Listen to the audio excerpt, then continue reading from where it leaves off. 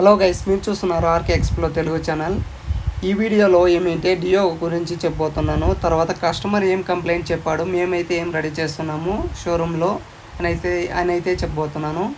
ఈ వెహికల్కి కస్టమర్ చెప్పింది ఏమిటి, ఫ్రంట్ అండ్ బ్యాక్ సైడ్ అయితే బ్రేక్ లైనింగ్స్ బ్రేక్లు అనేవి ఏమాత్రం పడలేదని చెప్పాడు. తర్వాత ఏమిటి రన్నింగ్లో సౌండ్ వస్తుంది అని చెప్పారు. దాంతోపాటుగా ఇలాగైతే ఆయిల్ అయితే లీక్ అవుతుంది అని చెప్పారు. రన్నింగ్లో సెల్ఫ్ కొట్టినప్పుడు సెల్ఫ్ అనేది స్టార్ట్ అవుతున్నప్పుడు సౌండ్ వస్తుంది, పికప్ అనేది లేదు, ఏమాత్రం పికప్ అనేది లేదు, స్పీడోమీటర్ అనేది వర్క్ అవటం లేదు, లౌడ్గా సౌండ్ వస్తూ ఉంది, ఒక ఇద్దరు కూర్చున్నా కానీ పికప్ అయితే ఏమీ లేదు అనేసి చెప్పాడు. ఇలాంటి ప్రాబ్లం అన్నీ ఎలాగ రెక్టిఫై చేసుకోవాలి అని చెప్పబోతున్నాను. ఇప్పుడు చూడండి, ఆయిల్ కూడా లీక్ అవుతుంది, ఆయిల్ సీలు. ఇప్పుడు వీటికి ఏం స్పేర్ చేంజ్ చేయాలి, తర్వాత ఎలాగ రెడీ చేస్తాం అనేసి లాంగ్ వీడియో ఇప్పుడైతే మీకోసం అయితే చేస్తున్నాను. కొత్తగా ఏమన్నా చూస్తుంటే స్కిప్ చేయకుండా చూడండి. తర్వాత ఏ పార్ట్స్ మారుస్తున్నాము, ఇప్పుడు ఈ వెహికల్కి ఎన్ని స్పేర్ పార్ట్స్ మారుస్తున్నాము అని అయితే చెప్పబోతున్నాను. ఆ స్పేర్ పార్ట్స్ అన్నీ కొత్తవి, కాస్ట్ ఎంత, తర్వాత ఎలాగుంటాయి అనేసి ఇప్పుడైతే చెప్పబోతున్నాను. లాస్ట్ వరకు చూడండి స్కిప్ చేయకుండా. ఈ వెహికల్ అయితే డియో BS4 వెహికల్. ఈ వెహికల్కి ఇప్పుడైతే స్పీడోమీటర్ వైర్,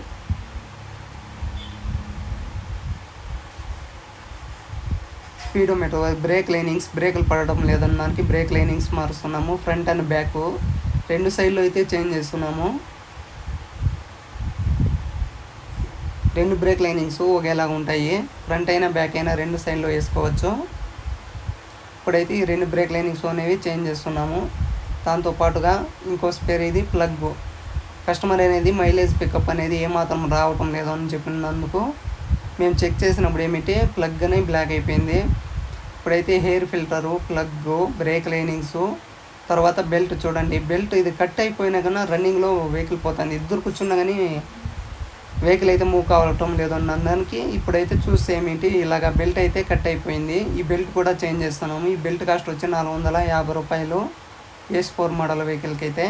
BS6 వెహికల్కి అయితే కాస్ట్ వేరే ఉంటుంది. ఈ బెల్ట్ కూడా కొత్తదైతే వేస్తున్నాము ఈ వెహికల్కి అయితే.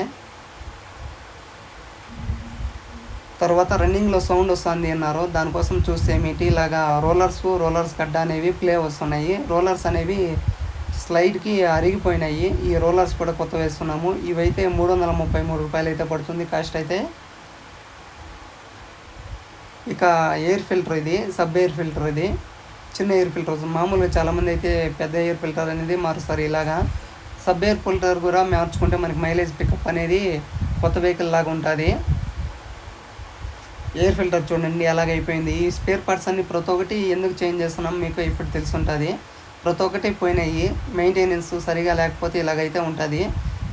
దాంతోపాటుగా క్లచ్ లైనింగ్స్ అనేవి క్లీన్ చేసుకోవాలి. డ్రై బోల్ట్ కూడా చేంజ్ చేస్తున్నాము. ఇది ఫ్రంట్ బ్రేక్ వైర్ కట్ అయిపోయింది కదండి, దానికోసం అయితే ఫ్రంట్ బ్రేక్ వైర్ కూడా చేంజ్ చేస్తున్నాము. రెండు బ్రేక్ వైర్స్ అనేవి వస్తాయి, ఆ రెండు బ్రేక్ వైర్స్ కూడా చేంజ్ చేస్తున్నాము ఈ వెహికల్కి అయితే.